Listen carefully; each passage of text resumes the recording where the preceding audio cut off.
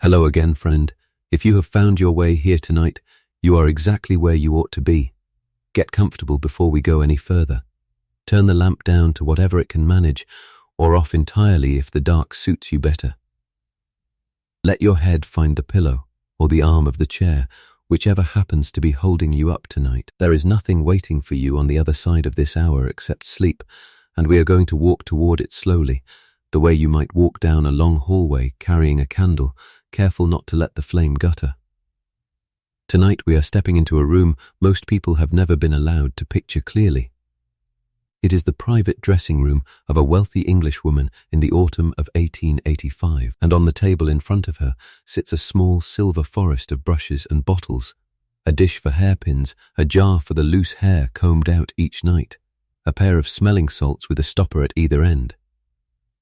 Behind her chair stands a young woman holding a hairbrush, waiting for a signal that comes the same way it comes every single night of her working life. What happens in that room over the following hour, the brushing, the unlacing, the quiet exchange of things that were never meant to reach anyone else, is a piece of history almost nobody teaches, because it happened after the guests had gone home and the door had already been closed. We are going to sit in on it tonight, gently, the way you might sit in on a memory that is not quite your own. We will spend the whole of a single day getting there.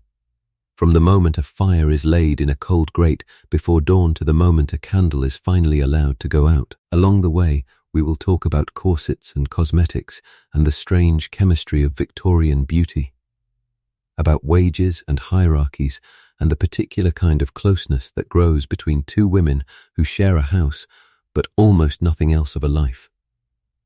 None of it will be rushed. All of it will be true, or as true as one evening, built from the real record of many houses like it, can manage to be. Settle in. Let the room around you go a little dim, a little far away. We have a house to visit, in a part of Hampshire that has mostly kept its quiet, and a woman there who is, right about now, thinking of nothing more urgent than the fact that her feet ache and dinner is still 4 hours off. Tonight we are going to follow one woman through one day of her life in October of 1885, in a Hampshire country house we will call Cold Harbour Hall, and through her we are going to follow the young woman whose entire job was to keep her beautiful, keep her comfortable, and know things about her that her own husband never learned. Her name, for our purposes tonight, is Lady Marguerite Verral. The maid who dresses her hair and laces her corset and knows the exact shape of every private worry she carries is named Nan Crew. Between the two of them, across a single day, we are going to find the real texture of something history usually flattens into one dismissive word: vanity. The textbooks give you the dates of the fashions. The paintings give you the pale shoulders and the narrowed waist and the crystal bottles catching the light of a fire.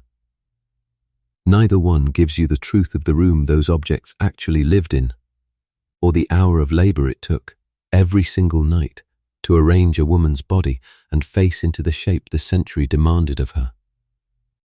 The textbooks skip the smell of the lead paste, the paintings skip the servant standing just outside the frame, holding the brush that made the whole picture possible. Before we go any further, if the kind of evening this is has started to feel like your kind of evening, unhurried, a little strange, built to be listened to with your eyes closed rather than watched, I would be glad if you thought about subscribing. It costs nothing, and it is the surest way to tell me these long, slow histories are worth the making of more of them. If you would like to, tell me in the comments where you happen to be tonight and what the clock says wherever you are sitting or lying down right now. I read every one, and there is something I like about picturing all of you scattered across so many different hours, listening to the same unhurried story at the very same moment. Whatever the distance between here and Hampshire tonight, and whatever hour it happens to be where you are, I am glad of the company. By the time we finish, you will understand that a Victorian vanity table was not a shrine to idle frivolity. It was closer to a small, private infirmary, a place where the damage the day's clothing had done to a woman's body got quietly undone, where a face built for public performance was allowed to come down piece by piece.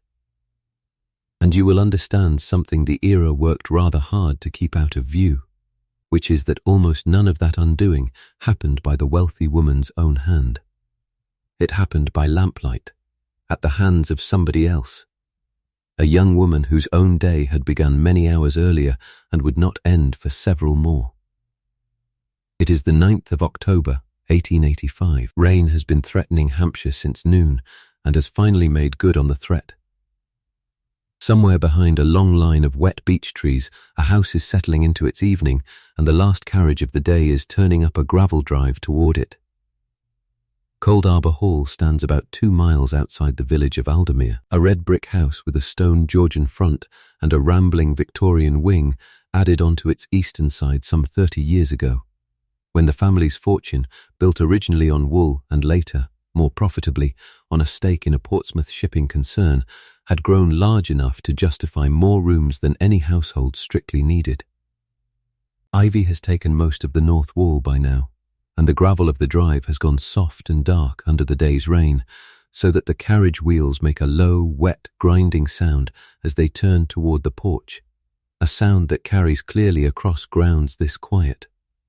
Seen from the end of the drive, the house presents a long, symmetrical face of tall sash windows and a pillared entrance porch, the kind of front an architect designs specifically to be admired from exactly this distance and no closer, since the closer approach reveals a roofline of uneven slate and a scatter of newer chimney stacks that betray, to anyone paying attention, just how much of this grand old face is considerably younger than it first appears.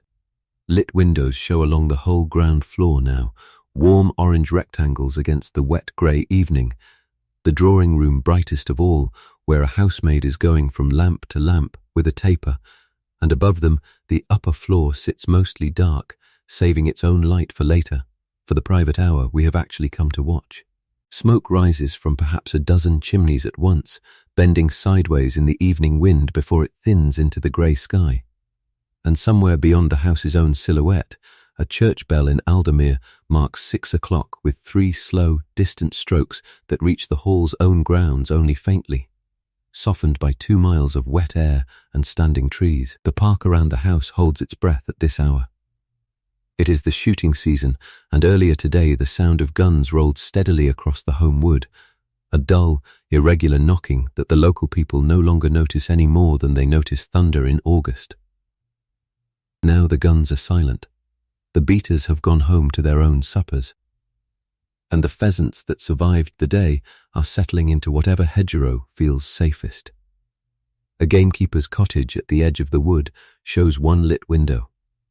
Somewhere in the stable block behind the house, a groom is rubbing down a horse that worked hard today, and the smell of wet horsehair and leather drifts out into the evening alongside the smell of coal smoke rising from a dozen chimneys. That smoke is worth pausing on for a moment, because it tells you something about this house before you have even walked inside it. A household of this size burns coal in nearly every room that anyone of consequence occupies. The drawing room, the dining room, the library, the principal bedrooms, each with its own grate tended separately, which means a great deal of coal, carried a great distance, by a great many pairs of hands that belong to people we have not met yet.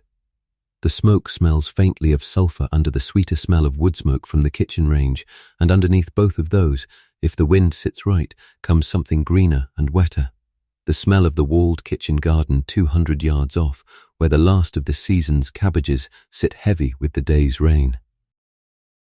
2 miles back along that same soft, dark road sits Aldermere itself, a scatter of thatched and slate-roofed cottages around a church with a squat Norman tower, a single shop that sells everything from candles to bootlaces, and a public house whose lamp is the only really bright light in the whole village at this hour.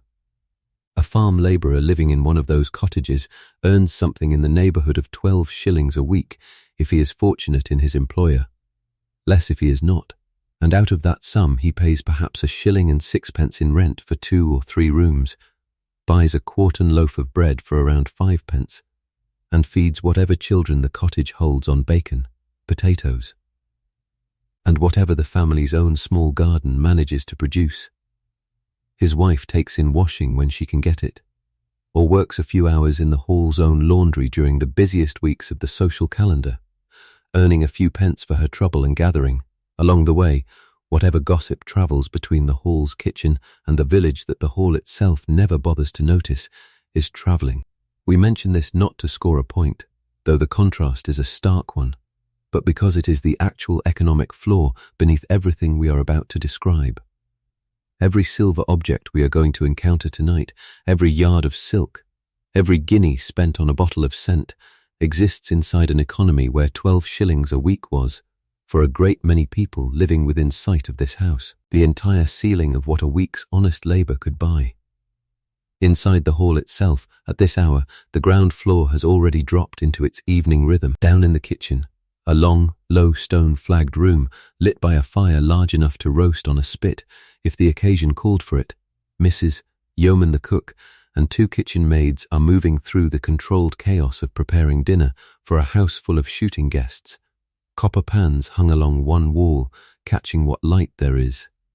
The smell of roasting game and simmering stock thick enough to taste. A scullery maid, perhaps 14 years old, scours pots at a stone sink with hands already red from the work, while somewhere above her, muffled through several floors of plaster and carpet, the faint sound of a piano being tuned drifts down from the drawing room. The whole of this world below stairs runs on a geography and a hierarchy the family upstairs rarely bothers to learn in any detail, though every servant in the house could draw its map from memory. A long stone passage links the kitchen to the servants' hall, the housekeeper's room, the butler's pantry, where the silver is cleaned and locked away each night, and a warren of smaller workrooms given over to boots, lamps, and linen. A back staircase, narrow and uncarpeted, threads upward through the very centre of the house, invisible from any room the family actually occupies, connecting this whole lower world to the bedrooms above with a discretion the house's architect clearly considered as important as any window or fireplace. Rank governs nearly everything that happens in this passage. Who eats where, who is addressed by a first name and who by a surname, who may speak first to whom, and a new servant learns this map within her first week or finds the house considerably less bearable for having failed to learn it. We are not stopping in the kitchen tonight, though we will return to it, because the room we have actually come to see sits 2 floors above, at the quiet end of the family wing, behind a door that most of the house's guests will never once open in the whole of their visit. It is a modest room by the standards of the house around it, papered in a soft rose pattern gone slightly dim with years of coal smoke, with a good fire already laid and lit against the evening's damp, and a single window curtained heavily against the rain, now streaking the glass in fine, steady lines. The furniture is unremarkable at a glance, a chaise longue near the window, a wardrobe of dark mahogany taking up most of one wall, but the eye goes, as it always does in this room, to the table set squarely beneath the best of the candlelight. It is a mahogany vanity table with a triple mirror mounted above it, the 2 side panels angled so that a woman seated before it can see the back of her own head without turning. A small mechanical vanity that would have seemed like magic to her grandmother's generation.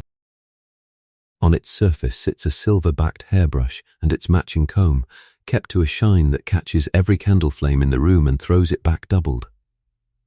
Beside them stands a squat-cut crystal bottle of scent with a silver atomizer bulb attached by a length of braided cord, the glass faceted so precisely that it breaks the firelight into small coloured sparks along the table's dark wood.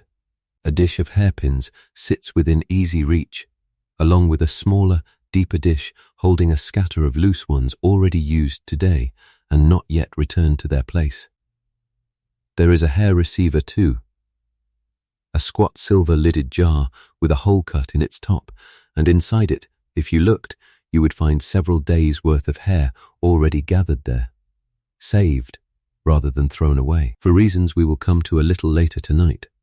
A pair of smelling salts sits capped and waiting near the mirror's base, a small dual-ended vial of dark glass with a stopper at each end, one side stronger than the other, kept close at hand for reasons that have almost nothing to do with fainting from delicate nerves and almost everything to do with the mechanics of a very tightly laced afternoon. The whole table smells, faintly and pleasantly, of violet water and beeswax polish, with a thinner, sharper note of coal smoke underneath that never quite leaves any room in this house, no matter how carefully the maids sweep the grate each morning.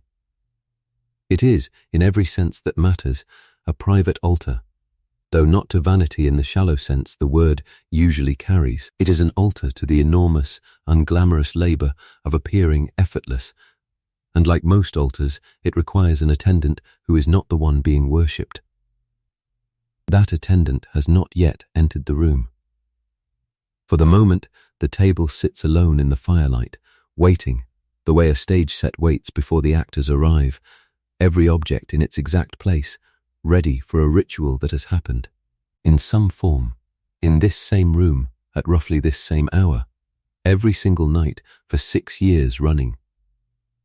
The woman who will eventually sit at that table is Lady Marguerite Verral, 36 years old, wife of Sir Henry Verral, third of that name to hold the baronetcy, and mistress of a household that presently numbers 14 indoor servants, 3 outdoor men, and, this particular week, 6 guests come down from London and elsewhere for the shooting.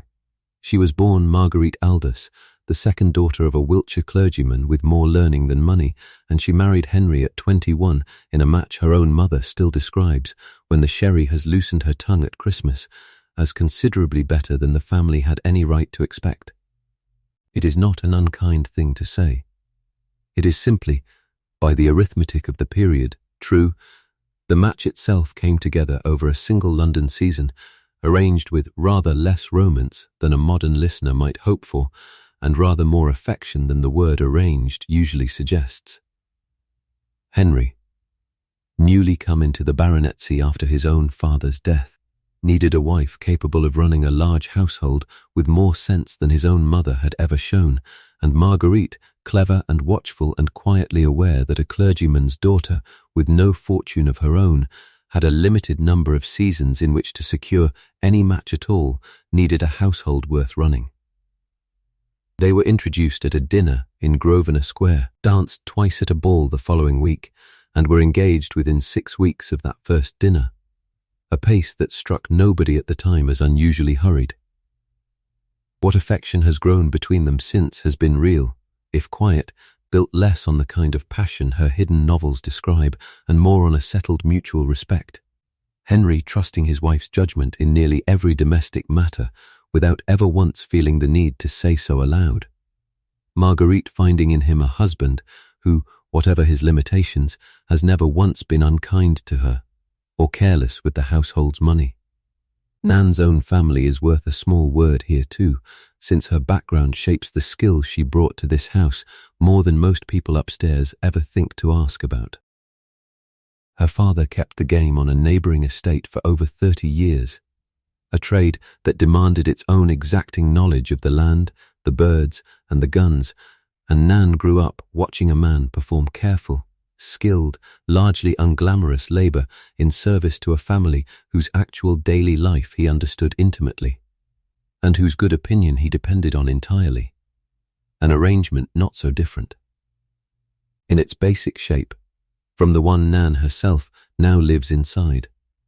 Her mother took in sewing for the big house across 2 decades, and it was at her mother's own knee, threading needles by a cottage window long before she ever touched a silk gown, that Nan first learned the small, exact stitches that eventually carried her out of the housemaid's rank and into Marguerite's own private service. 15 years of marriage have given her 2 children. Edmund, 10, is away at a preparatory school near Winchester, a fact Marguerite feels in her chest most sharply on Sunday evenings, when she knows precisely what hour his own supper bell is ringing and cannot do a single thing about it. Florence, 5, sleeps 2 floors above her mother's own room, in a nursery presided over by Nurse Colby, a capable, unsmiling woman who has raised 3 generations of children in houses like this one and brooks no argument from anyone under the age of 40.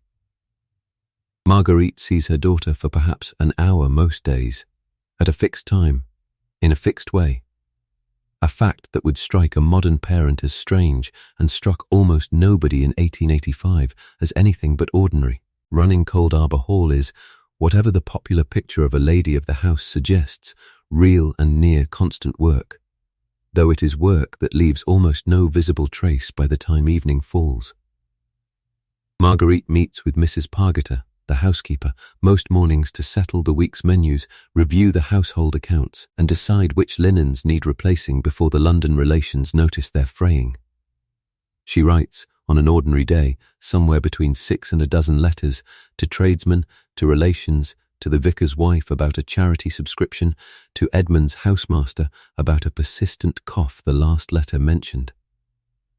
She keeps a small leather notebook of her own, not unlike a ledger, in which she records which tenant families are owed a visit, which of the shooting guests takes tea, and which prefers coffee. Which of last season's gowns can be let out rather than replaced, since even a household as comfortable as this one watches its spending more closely than its guests are ever meant to notice. The humanizing detail worth knowing about Marguerite, the one that makes her a person rather than a costume, is this. She reads novels she does not entirely approve of, purchased under plain paper covers from a circulating library in Winchester, and kept, when finished, at the very back of her wardrobe rather than on the drawing-room shelves where her husband's improving histories sit in respectable rows. She holds a private opinion, never spoken aloud past the walls of this room, that her physician's confident instructions about lacing and constitution are largely guesswork dressed up as certainty. An opinion she has never once tested by disobeying him, because the social cost of a visibly unfashionable waist would be, in her own calculation, considerably higher than the physical cost of an evening spent slightly short of breath. She is not a rebel. She is something more common and, in its own way, more interesting, a clever, careful woman operating with real skill inside rules she privately doubts and has no practical way to refuse. Standing behind her chair each evening, and for a great many hours before it, is Nan Crew, 24 years old, in service to Marguerite for 6 years now, since she arrived at Cold Harbour as an under-housemaid of 18, and was noticed, within 18 months, to have a genuinely gifted hand with hair and needlework alike. Nan grew up in a gamekeeper's cottage on an estate not unlike this one, some 30 miles distant, the third of 6 children, and left home at 15 to go into service the way most girls of her background did, not from any special ambition, but because a working daughter at home was one mouth too many, and a working daughter in service sent money back. She has been a lady's maid, specifically, for 4 years, a promotion that came with a small rise in wages, a slightly better room, and a set of responsibilities that most of the house, upstairs and down, only half understands.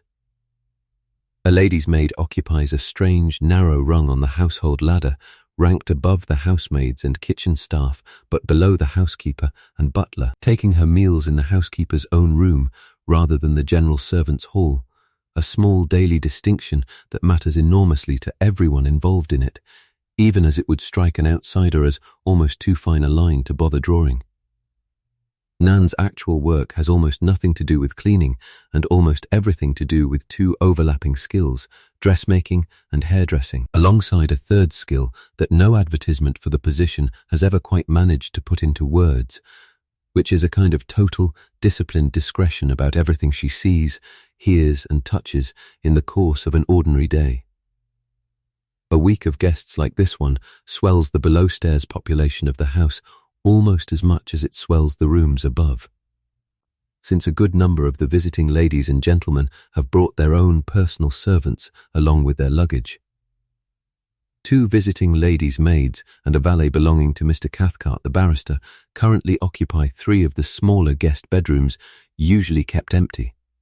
and their presence complicates the servants' hall in ways the family upstairs never troubles itself to notice. A visiting lady's maid takes her place at table according to her own mistress's rank rather than her own, so that the maid attending the highest-ranked lady guest this week sits, for these few days, above Nan herself. A small and entirely temporary demotion Nan accepts with the same practiced grace she brings to everything else in this house. The visiting servants bring their own gossip too.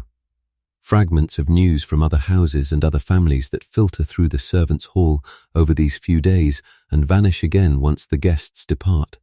A whole separate current of information running beneath the one Marguerite manages so carefully in her own drawing room upstairs. Sir Henry himself is worth a moment of introduction before we go further, since the whole shape of this week bends around his own interests as surely as it bends around his wife's management. He is 41, a keen and largely unremarkable shot, a man who inherited the baronetcy and the estate from his own father 12 years ago, and has spent the years since content to let the shooting seasons and the hunting seasons mark out his calendar, leaving the household's actual daily operation almost entirely in Marguerite's hands, without ever quite using that phrase to describe the arrangement. He is not an unkind husband, by the measure of his own era, nor an especially attentive one, and the marriage runs on a settled, comfortable distance that both parties seem, on the whole, to have made a genuine peace with. He reads history rather than novels, prefers his own company and a good dog to most company, and would be, if asked directly, entirely unable to say what a hair receiver is for or name a single object on his wife's own dressing table. Today has been, by the standards of this household, a representative one rather than an exceptional one, which is precisely why we have chosen it.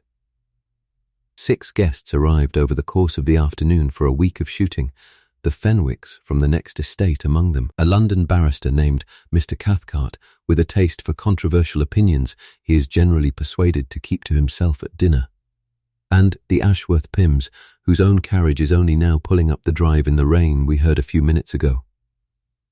There is a full dinner to prepare, a table to seat correctly according to rules of precedence that Marguerite reviewed twice this morning to be certain she had not made an error that would embarrass someone, and a wardrobe of evening dress to have pressed, aired and ready by 7:30. None of it is unusual. All of it is, in its accumulation, exhausting, in a way that the finished picture of the evening, candlelit and gracious, will never once show. 6 guests arrived over the course of the afternoon for a week of shooting, the last of them, the Ashworth Pims, only now pulling up the drive in the rain we heard a few minutes ago. There is a full dinner to prepare, a table to seat correctly according to rules of precedence that Marguerite reviewed twice this morning to be certain she had not made an error that would embarrass someone, and a wardrobe of evening dress to have pressed, aired and ready by 7:30. None of it is unusual. All of it is, in its accumulation, exhausting, in a way that the finished picture of the evening, candlelit and gracious, will never once show. Both women, mistress and maid, are carrying the same day inside 2 entirely different bodies, and it is worth holding that thought loosely as we go forward, because almost everything interesting about this house tonight lives in the gap between what those 2 days will look like by the time either woman finally lies down to sleep. To understand how the 2 of them arrived at this rainy evening, we need to go back to this same day's first hour, long before any guest's carriage had turned up the drive. It is 5:45 in the morning, and the house is still almost entirely dark.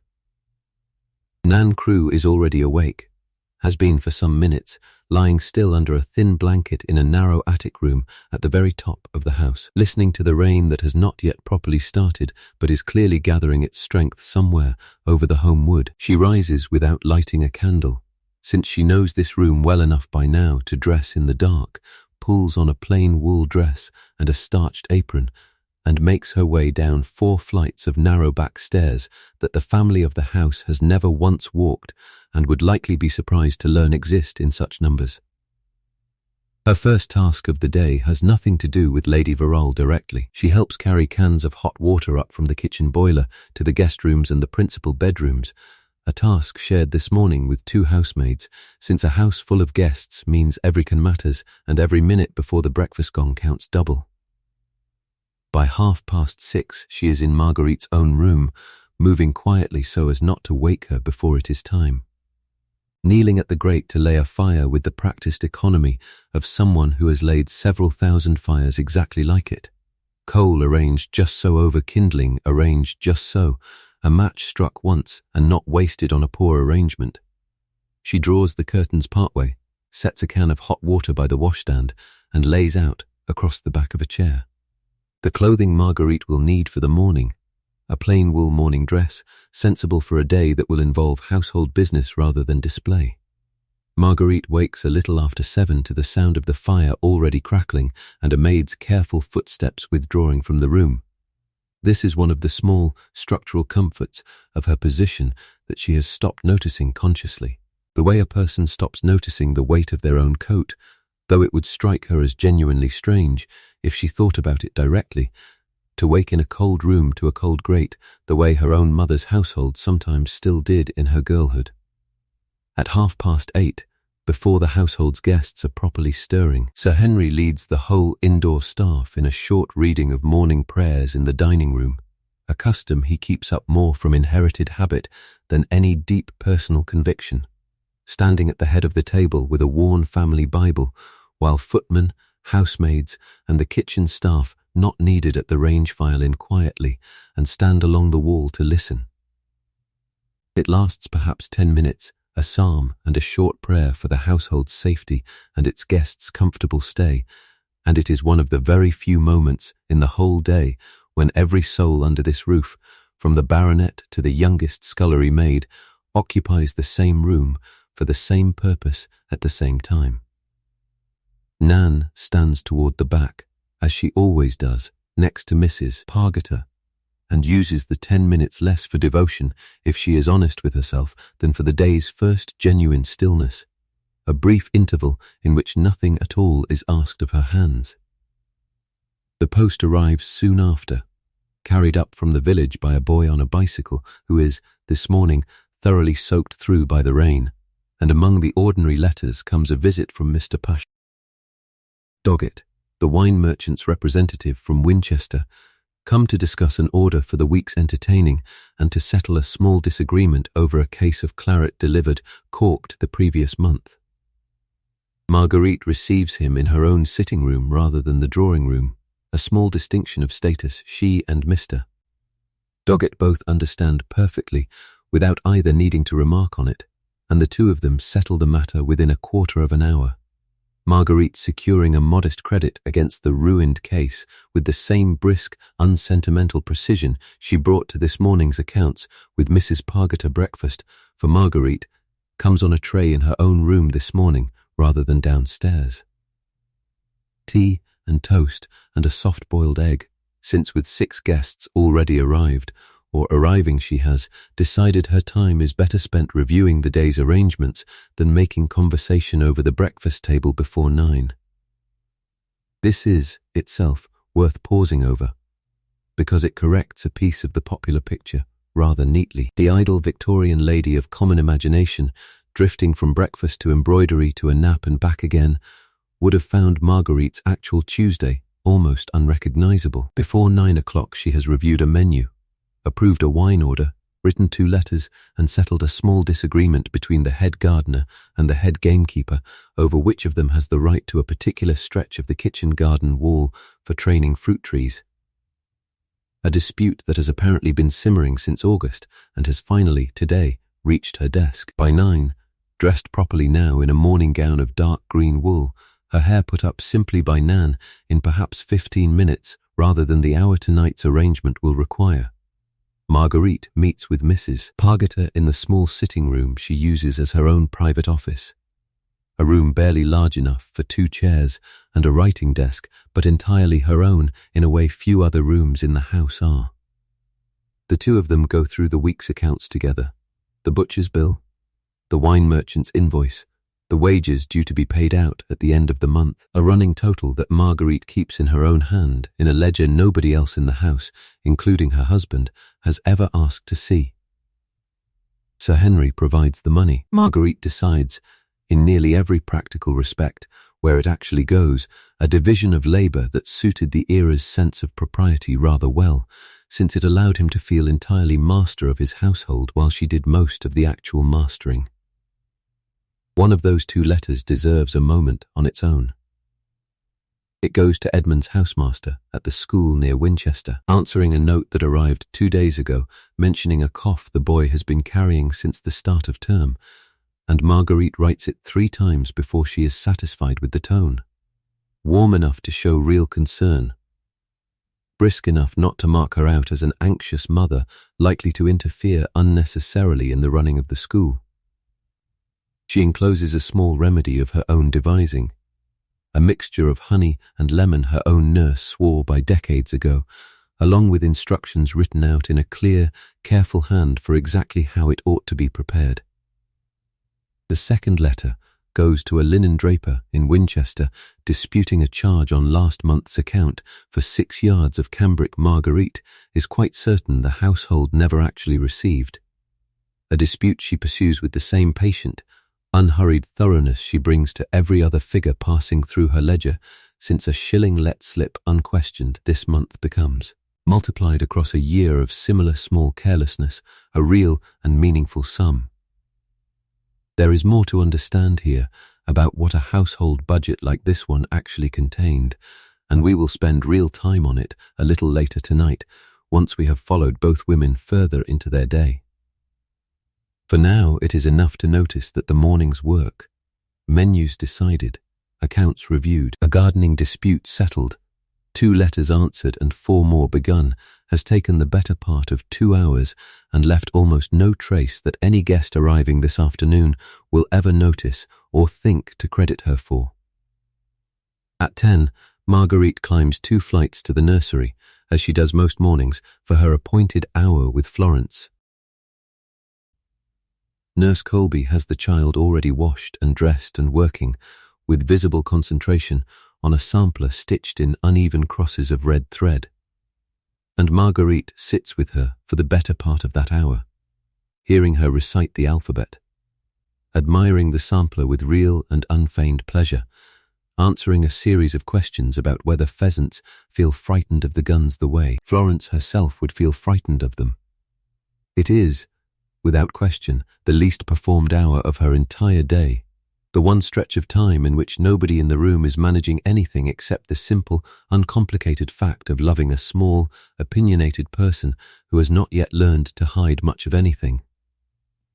The nursery itself sits at the quiet, sunny end of the top floor, its walls papered in a pattern of small printed rabbits gone soft and faded from years of scrubbing, a low fireguard set permanently around the grate since Nurse Colby lost patience, some years back, with a previous charge's fondness for poking at the coals.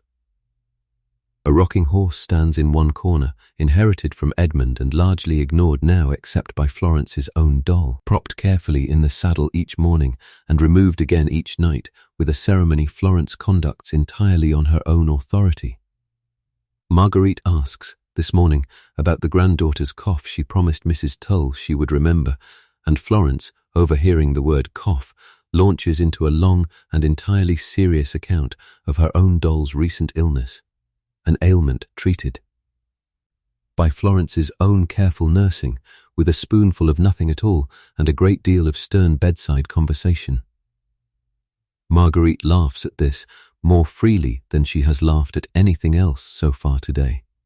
A real, unguarded sound rather than the practiced warmth she extends to dinner guests, and it is worth noting, gently, that almost nobody downstairs this evening will hear anything close to that same sound from her again before tomorrow.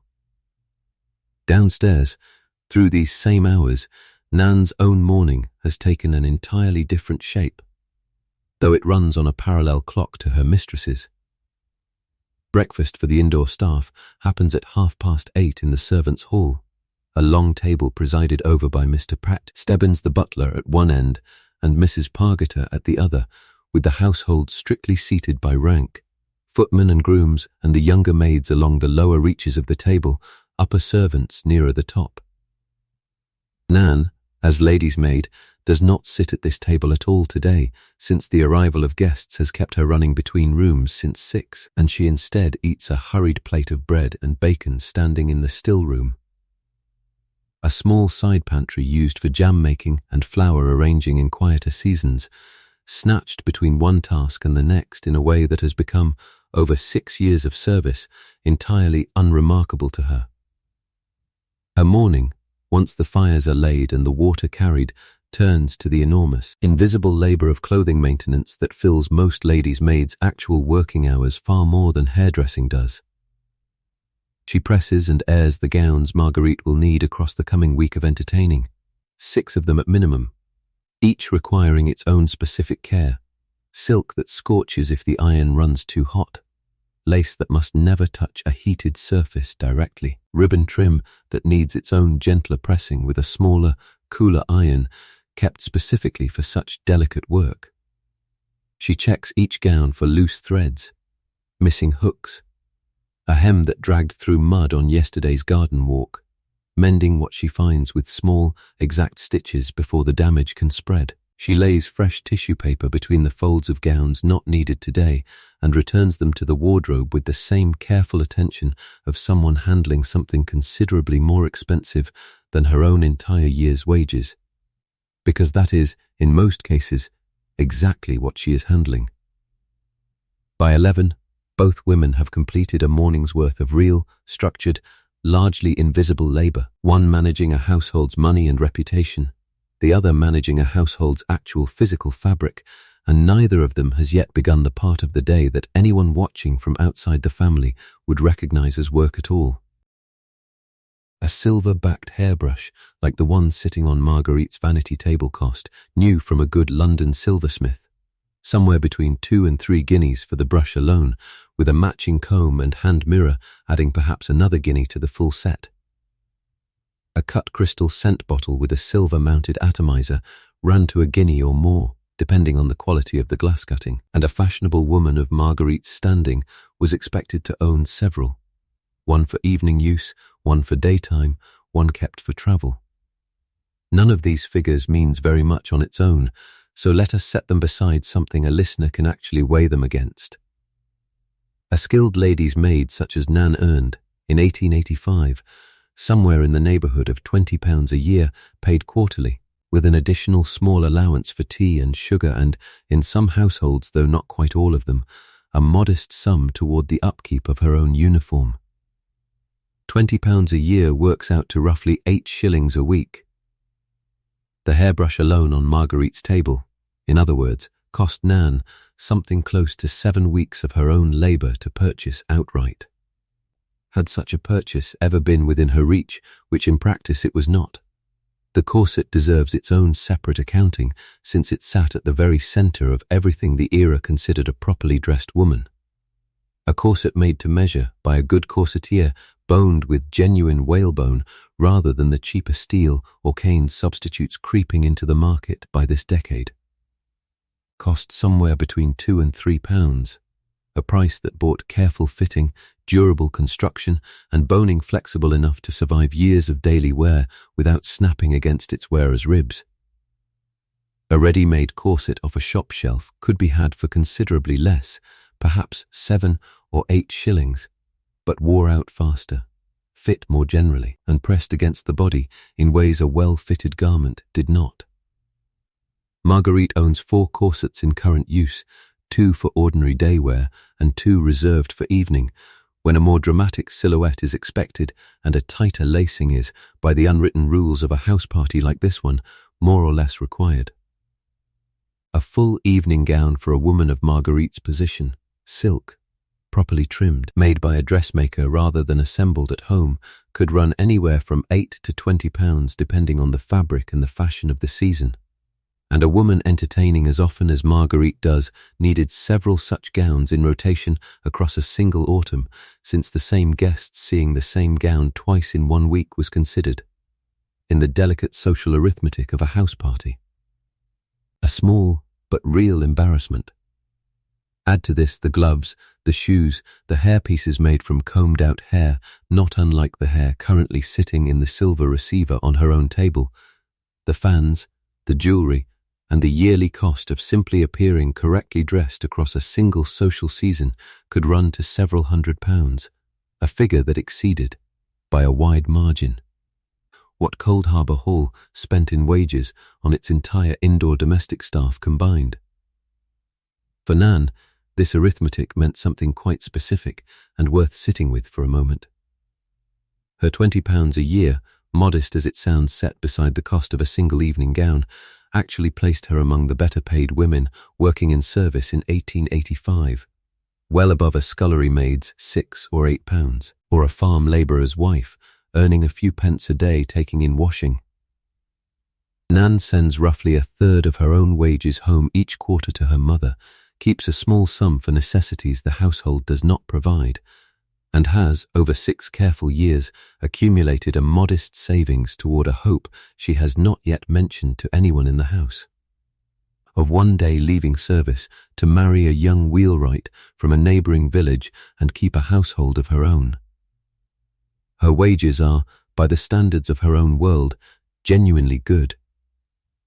They are also set against the objects she handles every single day of her working life, a reminder of exactly how far apart those two worlds actually sit, no matter how many hours the two women spend within arm's reach of one another.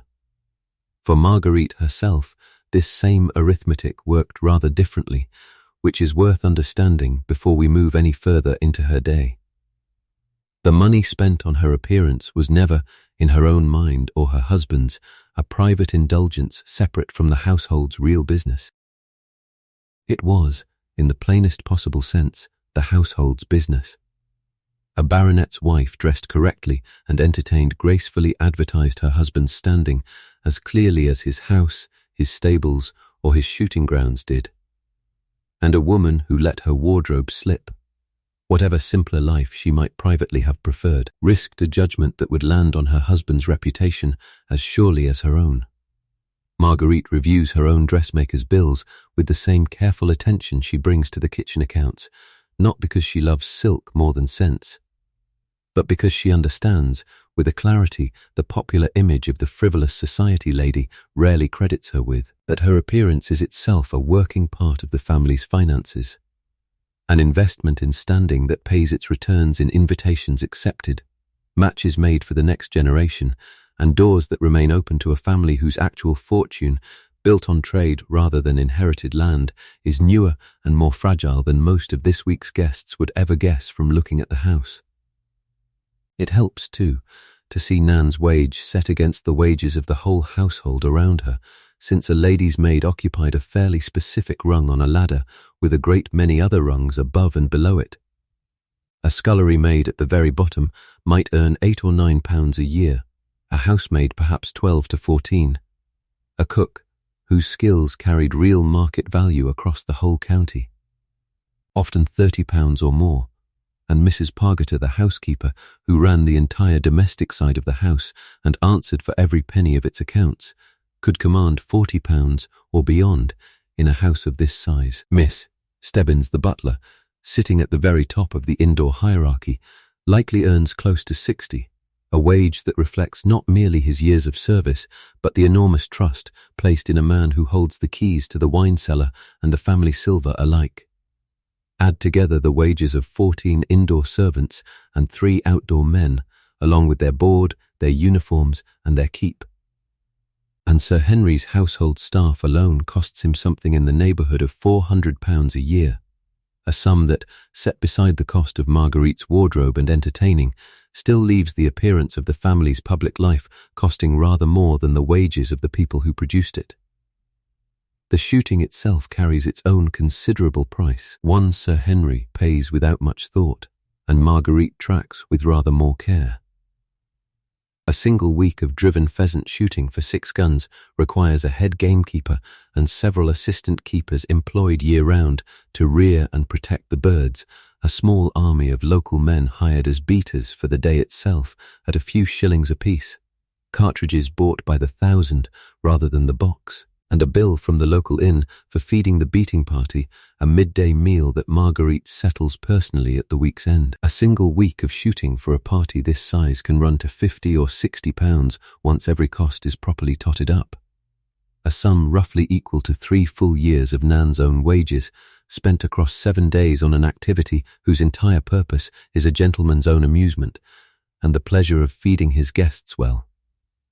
Money of this kind sits somewhat differently in a household like this one than it might in one of the old landed families the Verrals dine beside each season. Cold Harbour's own fortune runs back only 2 generations, built first on wool and more recently on Sir Henry's father's stake in a Portsmouth shipping concern, rather than on land held since some distant century nobody troubles to date precisely anymore.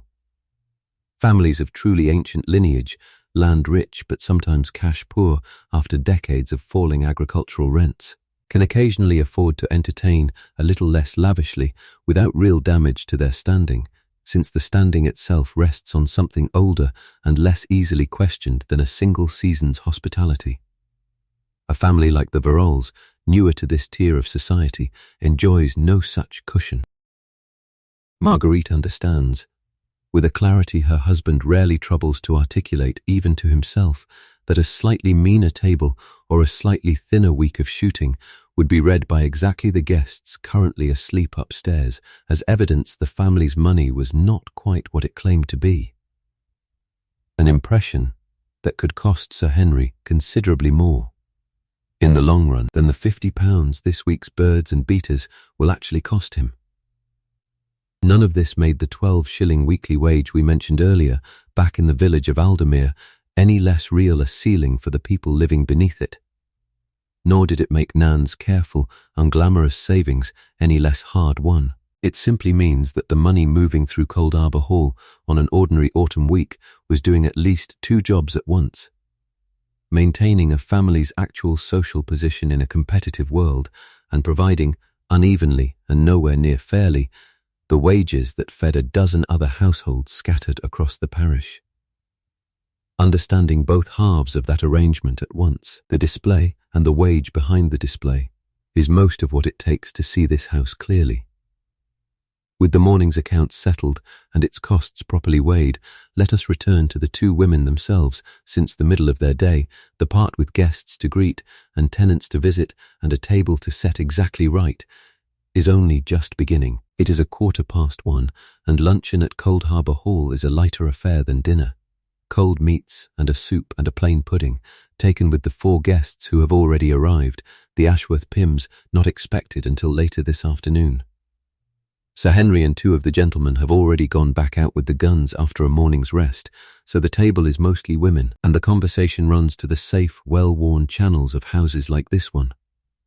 The state of the roads after the rain, a cousin's engagement, whether the vicar's new curate will prove tolerable.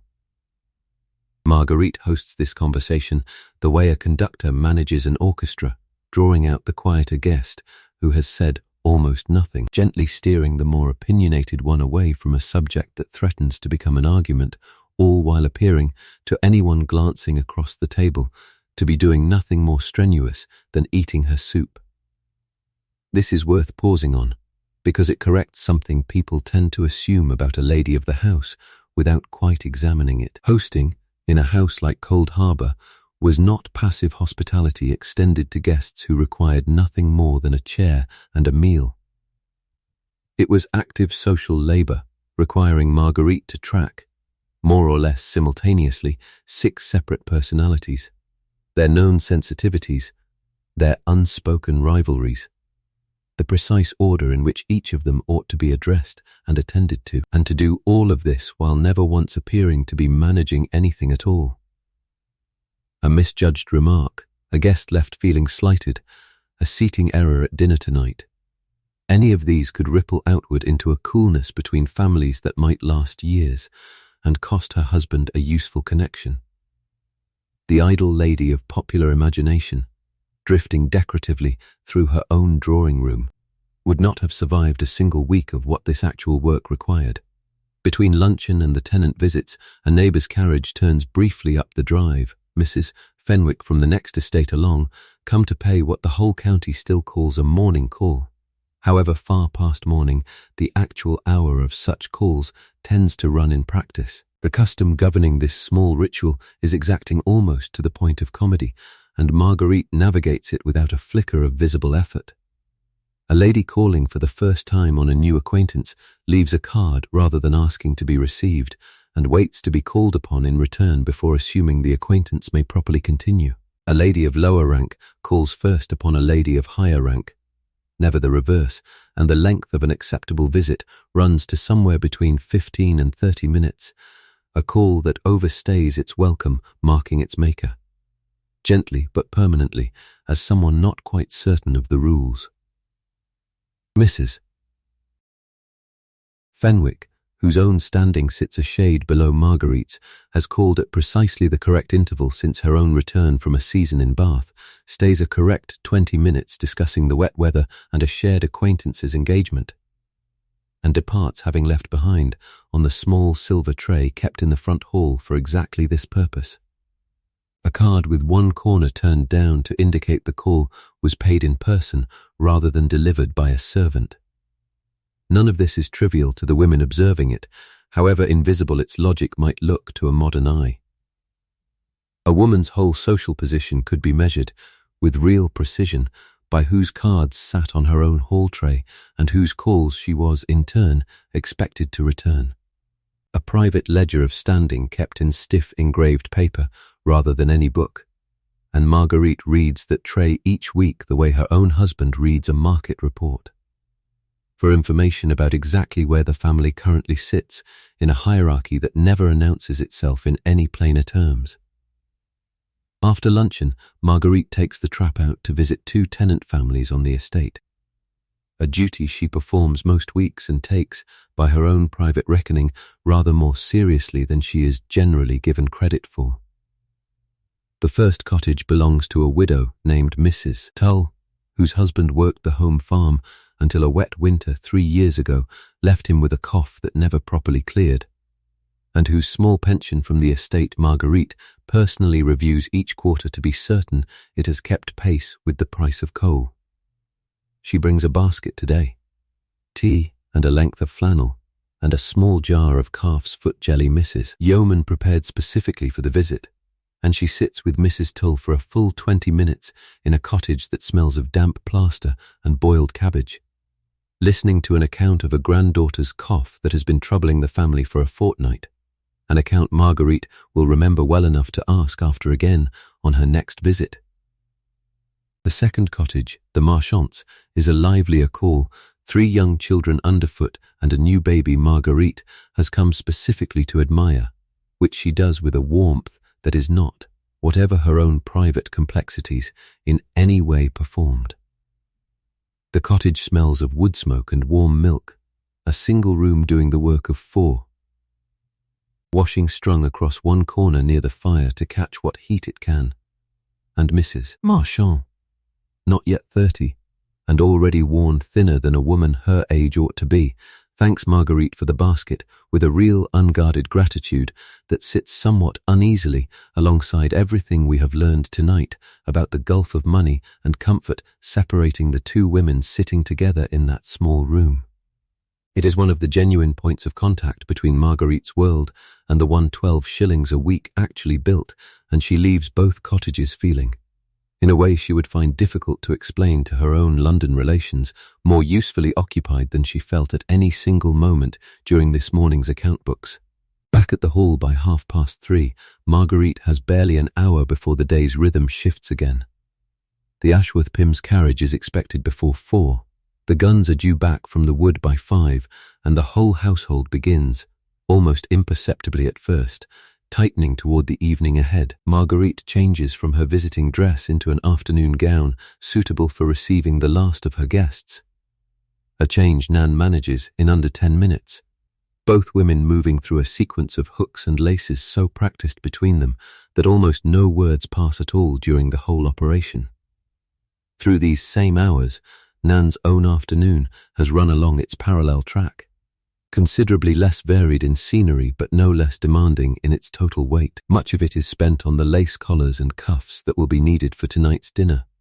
washed not in ordinary soap and water, which would yellow and stiffen fine old lace past any repair, but in a basin of skim milk, a technique passed down through generations of ladies' maids that gently lifts dirt from delicate threads without stripping the natural stiffness from the fabric, leaving the lace afterward pale and crisp and smelling faintly, curiously, of the dairy rather than of any soap at all. Nan rinses each piece twice, presses it between clean linen towels rather than wringing it, and lays the whole collection out flat on a clean sheet near the fire in the linen room to dry evenly before evening. A young housemaid named Susan, 15 and newly arrived from a village 2 parishes over, spends part of this same hour at Nan's elbow. Sent up from the housekeeper's room to learn something of fine needlework beyond the plain mending her own duties currently require.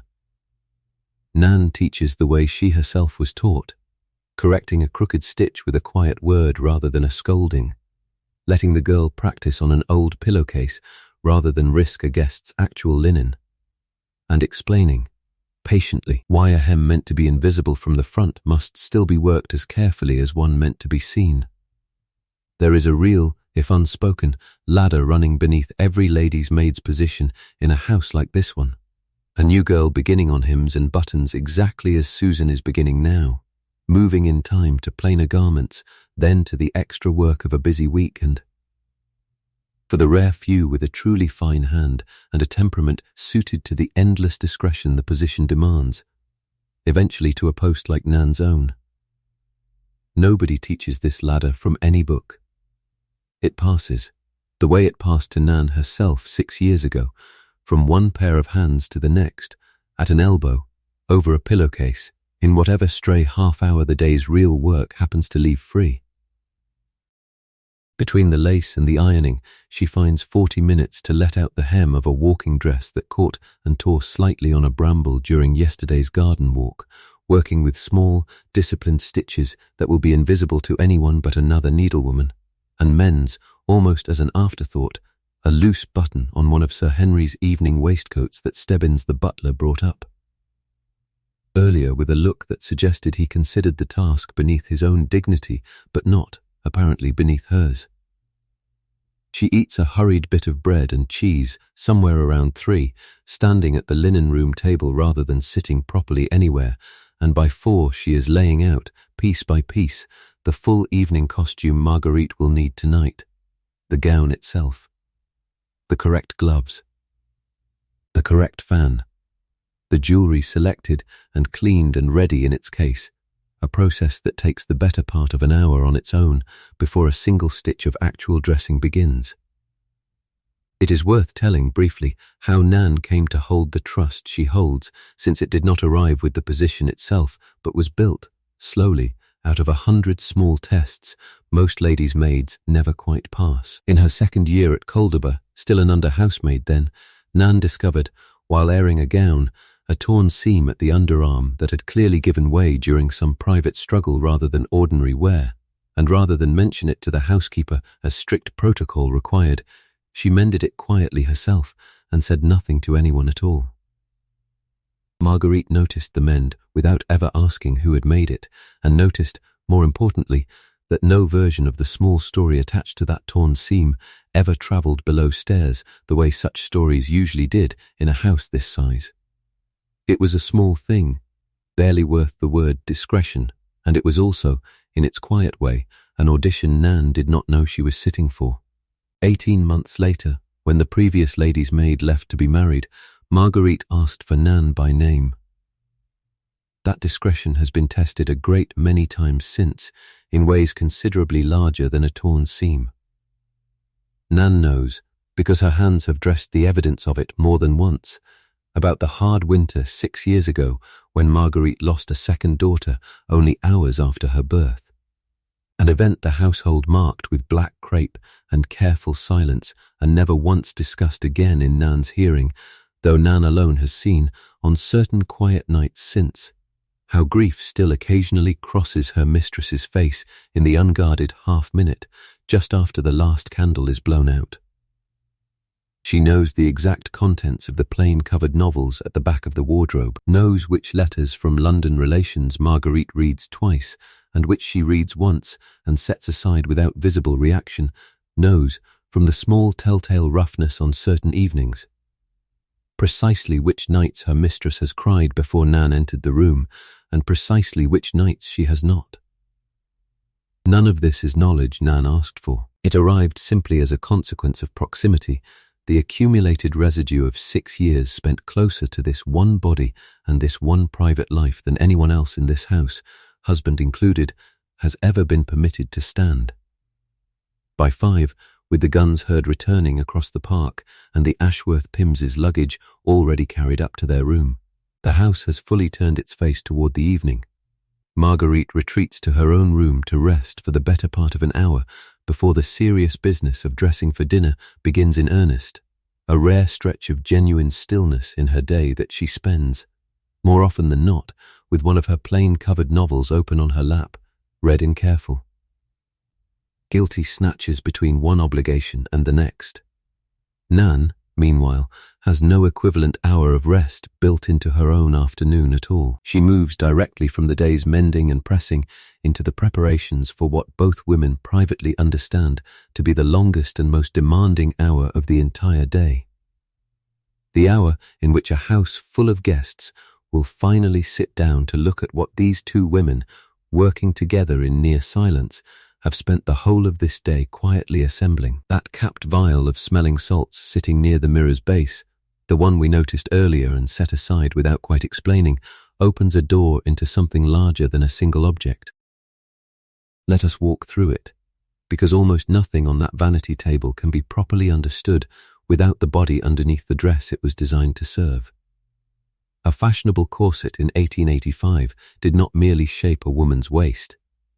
It reorganized, in a real and measurable way, the space available to her ribs, her lungs, and the soft organs beneath them. Doctors of the period, and there were a great many who wrote on the subject with real alarm, documented displaced livers, compressed lower ribs bent slightly out of their natural curve over years of daily wear, and a shallow upper chest style of breathing that became, for women laced tightly since girlhood, simply the only kind of breathing their bodies still remembered how to do. A woman laced snugly for an evening's entertainment, moving between a warm drawing room and a stuffy dining room, climbing a single flight of stairs too quickly, or simply standing upright for several hours without the chance to sit, could grow light-headed with a suddenness that looked, to an untrained eye, like delicate nerves or an excess of feeling. It was neither. It was, in the plainest physical terms, a body being asked to draw breath through a space that had been narrowed on purpose, and the smelling salts sitting so casually near every fashionable woman's mirror existed to answer exactly that problem. A sharp, bracing waft of ammonia strong enough to startle the breath back into a full, proper rhythm. Marguerite keeps hers within reach less because she considers herself delicate, and more because she has learned from long practical experience precisely how many hours a well-laced evening allows before her own breathing starts to feel borrowed rather than owned. The medical profession's actual view of all this was considerably more divided than either the corset's defenders or its later critics tend to admit. A minority of physicians campaigned openly against tight lacing throughout the middle decades of the century, publishing pamphlets with unflattering engravings of compressed ribs and warning, correctly as it turned out, of long-term damage to women who laced young and laced hard. The majority, though, including the very physician whose confident instructions Marguerite privately doubts, tended to accept the corset as simply given, a fixed feature of respectable dress rather than a choice open to genuine medical objection, and directed their real concern instead toward a vaguer, more fashionable diagnosis that Victorian medicine reached for constantly when a woman's complaints did not fit neatly into a category the doctor already understood. That diagnosis was hysteria, a label applied with remarkable looseness to fatigue, breathlessness, low spirits, and a great many other ordinary consequences of a body doing what Marguerite's body was doing at this very moment beneath her afternoon dress, and it had the practical effect of locating the problem inside a woman's supposedly excitable constitution rather than inside the very real, mechanical pressure of whalebone and steel. The face told its own version of this same story. The smooth, pale complexion so admired in a woman of Marguerite's standing was frequently achieved in households considerably less careful than this one aims to be, through preparations that a modern chemist would refuse to sell across any counter. A widely used face wash sold under names like Bloom of Youth promised a porcelain finish and delivered it through a substantial quantity of lead, absorbed slowly through the skin with each application, capable over months and years of causing tremors, colic, paralysis of the wrist muscles, and in severe cases documented by physicians of the period, death. Belladonna drops, made from a plant whose very name means beautiful woman in the language that gave it to English, were dropped directly into the eyes to dilate the pupils into the wide, dark, romantically imprecise look fashionable portraiture favored.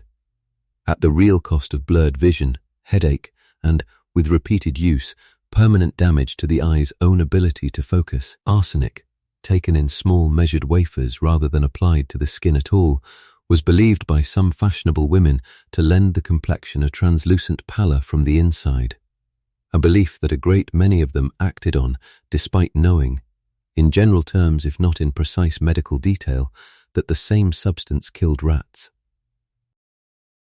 Marguerite, to her credit, and by her own quiet good sense, rather than any special virtue, avoids most of these preparations, relying instead on the cold cream and rosewater that sit in a plainer jar near the back of her table. A mixture of little more than oil, wax, and water that does nothing dramatic and, more importantly, does no lasting harm. Not every household was so restrained, and Nan, in her 6 years of service across 2 different families before this one, has seen the tremor in an older woman's hand that a lifetime of a certain face wash could leave behind. A detail she has never once mentioned to her present mistress, though it sits, quietly, behind a great many of the small warnings she offers about which preparations to trust and which to set firmly aside. There is more to understand here about the social codes surrounding all of this, because the danger was never the whole story.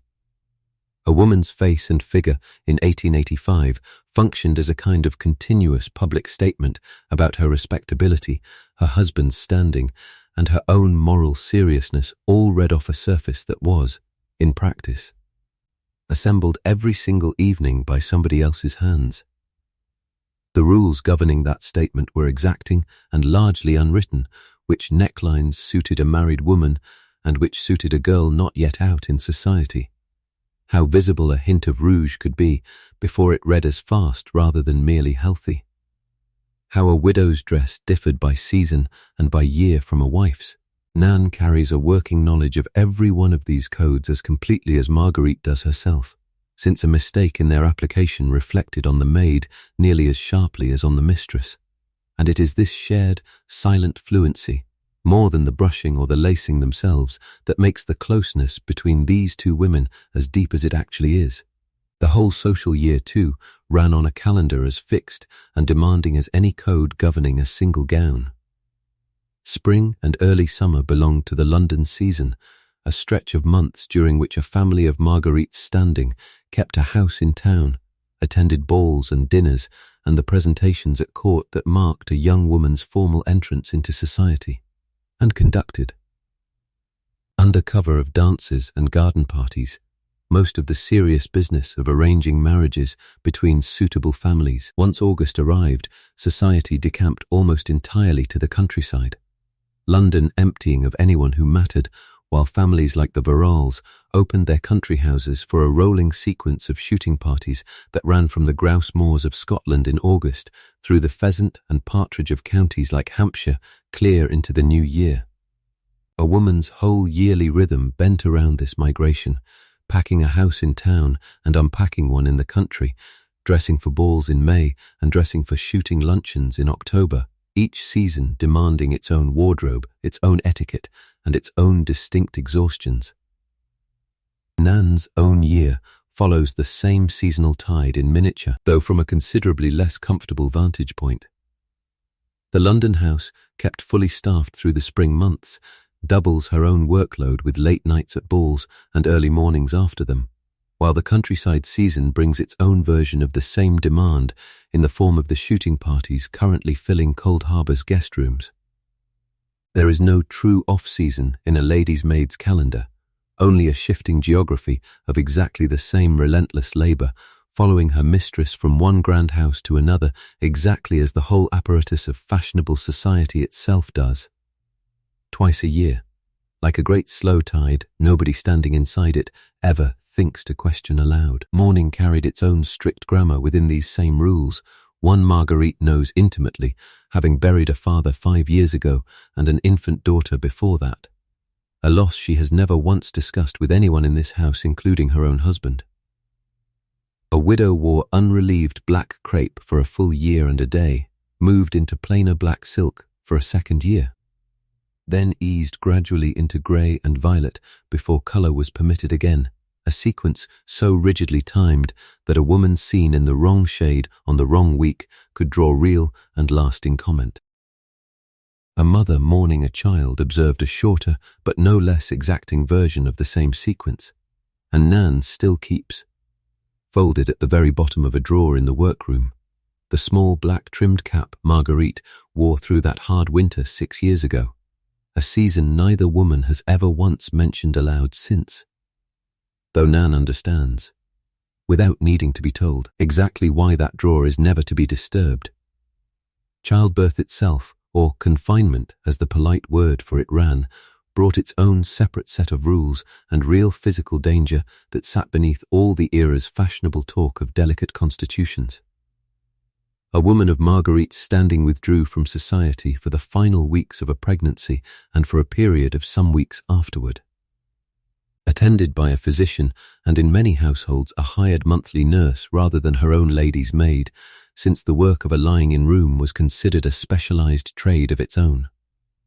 The dangers were real rather than merely decorative modesty. Puerperal fever, an infection of the womb following delivery that 19th century medicine understood poorly and treated worse, killed a meaningful number of otherwise healthy women across this same decade, a fact that sat quietly behind every society announcement of a safe delivery, and one Marguerite herself carries with her every time she climbs the stairs to sit with Florence, a daughter whose safe arrival was never, at the time, a foregone conclusion. With the body's mechanics and the era's medicine now properly understood, let us return to the evening itself, since Marguerite's hour of rest is nearly finished and the serious work of dressing for dinner is about to begin. Dressing for dinner at Cold Harbour Hall on a night like this one takes the better part of 2 hours, and it is, in its own quiet way, the most physically involved performance either woman will give all day. Nan begins at 6, first refreshing the curl in Marguerite's hair with a set of heated tongs warmed carefully over a small spirit lamp rather than the fire itself, since the fire runs too unevenly hot to trust with hair this close to a client's scalp. Then comes the corset, the evening one, laced noticeably tighter than this morning's, Nan drawing the laces through their eyelets in careful, even pulls from the bottom upward, pausing twice to ask, in the low, practiced voice of long habit, whether that is comfortable enough, a question that both women understand to mean something closer to whether it can be borne rather than whether it is actually pleasant. Marguerite answers, as she nearly always does, that it will do very well, and Nan ties off the final lace with a small, private satisfaction at a waist drawn in exactly to the line the evening's gown was cut to expect. The gown itself goes on next, a deep burgundy silk trimmed in the lace Nan washed so carefully in skim milk that same afternoon, followed by gloves. A necklace Marguerite's own mother wore to her presentation at court decades earlier, and a final, unhurried arrangement of hair that takes nearly 40 minutes on its own, pinned into the elaborate evening style the occasion calls for, small silk flowers worked in at the crown, a single curl left deliberately loose at the nape of her neck in the fashion the season currently favours. By 7:30, when the dinner gong finally sounds through the house, Marguerite descends the main staircase looking, to every eye in the drawing room below, entirely effortless, a woman who might simply have been born already dressed this way. the 2 hours of careful joint labour that produced her nowhere visible in the finished picture at all.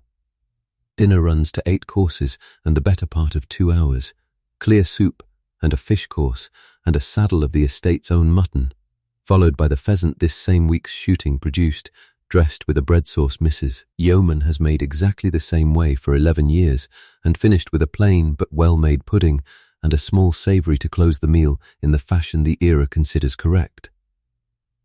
Conversation flows exactly where Marguerite steered it during this afternoon's careful mental preparation, and the seating itself, arranged precisely by the rules of precedence she reviewed twice this morning, places the eldest and most senior lady present nearest Sir Henry's own right hand, a small piece of social mathematics that would have caused real and lasting offence had Marguerite gotten it wrong.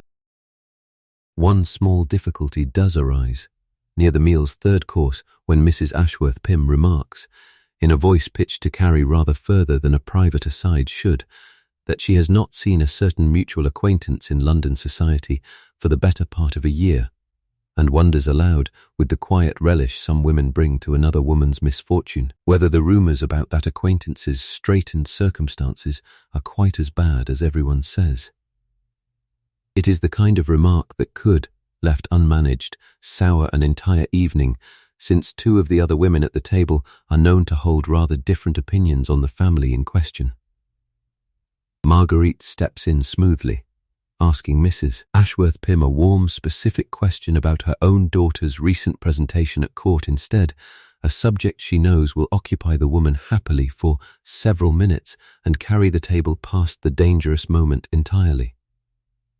Nobody at that table will ever know this rescue happened at all. It is simply, to every eye but Marguerite's own, a dinner party proceeding exactly as a good one should. When the meal finally ends, the ladies withdraw to the drawing room in the traditional way, leaving the gentlemen to their port and their talk of tomorrow's shooting, and Marguerite spends a further hour presiding over tea. A little music at the piano from the youngest Ashworth Pym daughter, and 2 rubbers of whist played at a small table near the fire while the remaining women talk. This hour, too, corrects something worth naming plainly. The picture of women retiring after dinner to sit idle while the real conversation happens over the men's port is, in a house like this one, almost entirely backward. The drawing room after dinner is where alliances are actually formed, where a mother quietly assesses another family's eligible son for a daughter not yet out, where a piece of useful information about a neighbouring estate's finances passes from one woman to another over a hand of cards long before it ever reaches a man's ears. Marguerite's own real influence in this county, such as it is, was built almost entirely in rooms exactly like this one, at exactly this hour, and almost none of it in any room her husband would recognise as a place where serious business gets conducted. It is 10 o'clock before the last of the gentlemen rejoin the ladies, and closer to past before the party finally begins, guest by guest, to say its good nights and climb the stairs toward bed. Marguerite reaches her own room a few minutes before 11, and this is the hour we glimpsed at the very start of tonight's story, the hour the whole of this long day has been quietly building toward. Nan is already waiting, has been for some minutes, the fire built up fresh against the night's chill. 2 candles lit on the vanity table rather than 1, since this part of the evening deserves better light than the single flame Marguerite reads by. Marguerite sits, and Nan begins, as she has begun nearly every night for 6 years, by working the pins free from her mistress's hair one at a time, setting each one in its dish with a small precise click, until the whole elaborate architecture of the evening comes undone in her hands and Marguerite's hair falls loose down her back, longer than almost anyone outside this room has ever seen it. Then comes the brushing. Nan draws the silver brush from the crown of Marguerite's head down through the full length of her hair in one long, unhurried stroke, and then, again, and again, counting silently the way she has counted every night since she first learnt the custom from an older lady's maid in her very first situation. 100 slow strokes believed, in households like this one, to work the hair's own natural oil down along its length and keep it healthy and bright in a way no manufactured preparation quite managed on its own. The sound in the quiet room is almost the only sound there is. Brush through hair, a soft, dry, rhythmic whisper repeated 100 times over underneath the fainter crackle of the fire and the rain still ticking steadily against the window glass. Marguerite's eyes close somewhere around the 30th stroke. Her shoulders, held upright and correct through nearly 18 hours of performed composure, begin, very slowly, to come down from around her ears. Neither woman speaks through most of this. It is not a silence born of distance between them, so much as one built from a closeness that no longer needs narrating. 6 years of exactly this same hour, having worn away whatever small talk either of them might once have felt obliged to make. Nan knows, by now, the precise shape of the small scar on Marguerite's shoulder from a childhood fall, the particular worry line that appears between her eyebrows only on the nights Edmund's school has written with news of a cough. The fact that she reads her hidden novels fastest in the week before her husband returns from London. Marguerite, for her part, knows almost nothing comparable about Nan's own life beyond the barest facts of her situation, and both women understand, without either ever having said so aloud, that this imbalance is simply the shape their closeness is allowed to take. Nan is trusted completely with Marguerite's body, and almost nothing at all with Marguerite's actual concern. At the 100th stroke, Nan sets the brush down and begins the cosmetics, working a small amount of the plain cold cream into Marguerite's face with the pads of her fingers, lifting the faint trace of powder and rouge the evening required, wiping it gently away with a soft cloth until the face beneath emerges again, tired now, a little lined at the eyes, in a way candlelight and powder had spent all evening disguising. This is the part of the ritual that comes closest to something like undressing a second time. The public face coming off in slow, careful strokes just as the public hair had come down a few minutes earlier. And it is worth noticing, gently, that nobody downstairs tonight. Not the Ashworth Pyms, not even Sir Henry himself, will ever see this face. The one that exists only in the last half hour before sleep, tended by exactly one other person in the entire house. Last of all comes the corset. Nan works the laces loose from the bottom upward, the same careful, patient motion in reverse, and when the final hook releases, Marguerite draws a breath so deep and so sudden that it is, every single night, faintly audible in the quiet room, a long, unhurried inhale that reaches all the way down into a part of her chest the evening's lacing had not allowed for hours.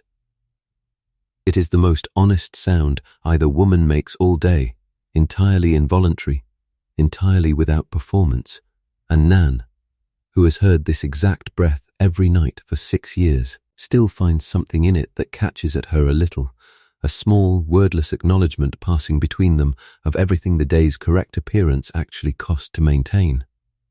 It is worth saying plainly, now that we have watched the whole of it unfold, what this hour actually was, since the word vanity attached to it so carelessly by history gets the thing almost entirely backward. Nothing about the pins, the brush, the cream, or the loosened laces was aimed at making Marguerite more beautiful than she already was. Every single motion of the last hour was aimed at undoing the day rather than improving on it, at returning a body that had spent 18 hours arranged for other people's eyes to something closer to its own natural shape and its own natural rhythm of breath. A portrait of Marguerite painted at any point in this evening, gowned, jewelled, composed for a room full of guests, would have shown a woman more decorative than the one sitting here now in a plain wrapper with her hair loose down her back. It would also have shown, by any honest measure, a woman considerably less real and considerably less free than the one this room was built every single night to restore. Waist sizes are worth a brief word here too, since the era's own fashion plates and a great many modern retellings both tend to exaggerate them in the same direction. The 18 or 19-inch waist so often quoted as the Victorian ideal was, in genuine practice, rare even among the most fashionable women, achieved by a small minority through years of careful lacing begun in girlhood, and frequently more a matter of clever cutting and boning than of actual compression alone. Marguerite's own waist, laced this evening to its most fashionable, sits closer to 22 inches, itself narrower than her natural, unlaced measurement by a meaningful margin, but nowhere near the extreme figure the popular imagination tends to reach for. The real story was never the single dramatic number. It was the 18 hours a day, every day, of a body held in a shape it did not choose for itself, whatever that shape's precise measurement happened to be. Even Nan's own body carries a quieter, less discussed version of this same daily cost.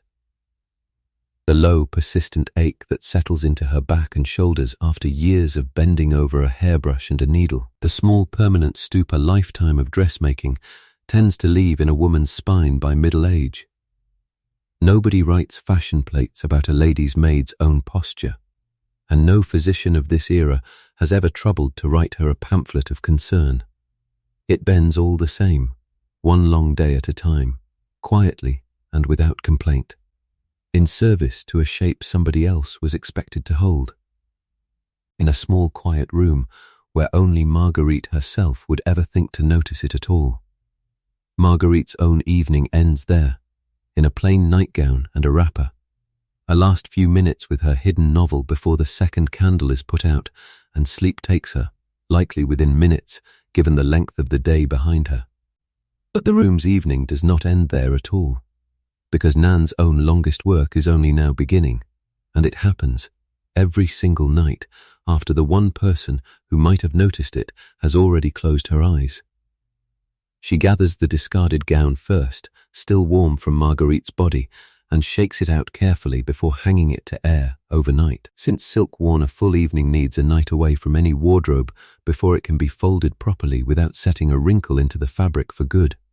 The jewelry goes back into its case, each piece wiped free of any trace of skin oil before it is returned to its own velvet compartment.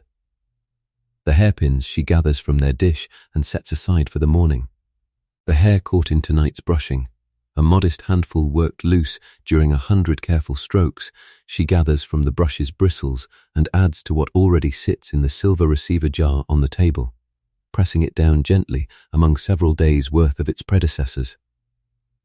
That jar deserves a moment of its own, since its purpose is easy to misread as simple, quiet vanity, and is actually something closer to thrift. Combed out hair like this, saved rather than thrown on the fire, gets set aside across weeks and sometimes months until there is enough of it to be sent to a hairdresser in Winchester or London, who works it into a small padded hairpiece, sometimes called a rat, used to add fullness and height to an elaborate evening style without resorting to a stranger's hair bought outright from a dealer. A practice some fashionable women considered faintly distasteful.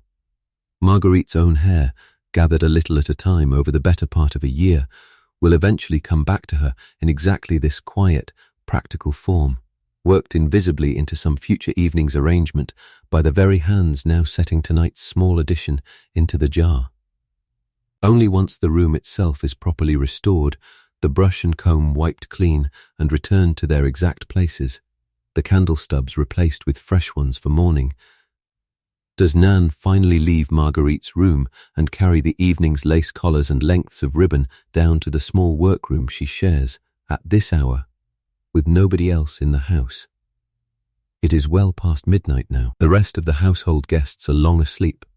The last footman has banked the drawing-room fire and gone to his own bed, and the only light left burning anywhere on this floor of the house is Nan's single candle, set on the corner of a plain deal table while she irons the evening's ribbon trim with a small heated tool kept especially for such delicate work, then turns to a torn seam in tomorrow's walking dress that she noticed only this afternoon and has had no earlier moment to properly mend. Her hands, by this hour, ache in a specific, familiar way that she no longer thinks of as pain exactly, more as a kind of tax the day always collects before it is finally allowed to end. She has been awake and working, with barely half an hour of true rest anywhere across the whole stretch, for something close to 18 hours since 5:45 this same morning, and she will be awake again in considerably less than 6 hours from now, laying the first fire of tomorrow before anyone else in the house has stirred. This is not, by the standards of her own trade and her own era, an unusually hard day. It is, by every measure that matters, an entirely ordinary one, which is precisely the detail worth sitting with. By 1:30, the mending finally finished and the workroom set right for morning, Nan climbs the same 4 flights of narrow back stairs she descended 18 hours earlier, moving quietly past the doors of sleeping housemaids on the floor below her own, until she reaches the small attic room that belongs, for these few hours at least, entirely to her. It holds an iron bedstead, a washstand with a chipped pitcher, a single small window set into the sloped roof through which she can hear the rain still falling steadily on the slates just above her head. There is no fire up here, has never been a fire up here in the whole of her 6 years in this room, and the cold of an October night settles into the attic in a way it never quite manages downstairs, where coal burns freely in every important grate. She undresses quickly in the dark, pulls a thin blanket up to her chin, and is asleep, most nights, within a very few minutes of her head finding the pillow. A small mercy her body has learned to grant her out of sheer, accumulated necessity. It is worth pausing here, gently, on the strange intimacy this arrangement produced, because it is easy to describe and harder to feel the full weight of.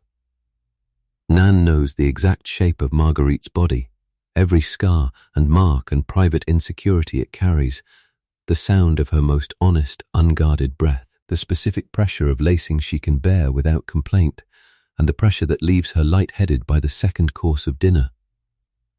She knows this more completely, in a purely physical sense, than Sir Henry does, whose own knowledge of his wife's body is governed by an entirely different, far more limited set of social rules. And yet the two women's actual lives run on almost perfectly separate tracks the moment the candle goes out. One sleeping in a room with a coal fire lit fresh each morning by somebody else's hands.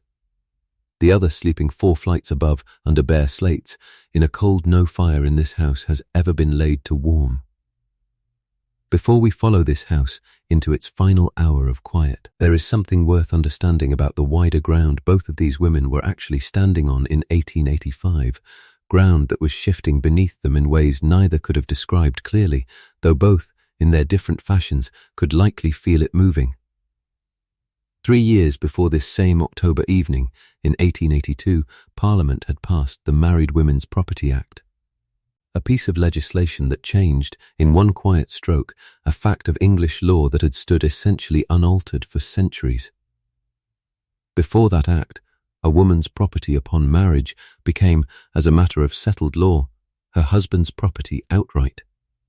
Her earnings, her inheritance, her wages if she worked, all of it passing automatically into his control the moment the vows were spoken. After 1882, a married woman could, for the first time, own property in her own name, keep her own earnings, and enter into contracts as a legal person distinct from her husband rather than absorbed entirely into his.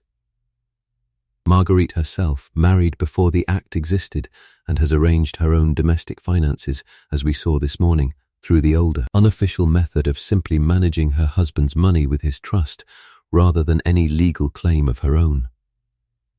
Her daughter Florence, 5 years old and presently working at a lopsided sampler 2 floors above, will grow into womanhood entirely within the new law's protection, a difference neither mother nor daughter has any occasion to discuss directly, though it will shape the whole architecture of the choices available to each of them in ways an Act of Parliament rarely announces plainly to the households it touches. The dress itself was under a similar quiet pressure. A rational dress society had formed in London only 4 years before this evening, in 1881, its founding members arguing publicly, in pamphlets and in the occasional startled newspaper column, that the corset and the heavy trailing skirt together placed a genuine and unnecessary burden on women's health and mobility, restricting breath, weakening back muscles through years of artificial support, and making anything resembling brisk physical exercise close to impossible in fashionable dress. The society's actual membership remained small. Its proposed alternatives, divided skirts, looser bodices, were mocked more often than adopted, and a woman of Marguerite's social position attending anything so associated with reform would have risked exactly the kind of visible unfashionableness we discussed earlier tonight.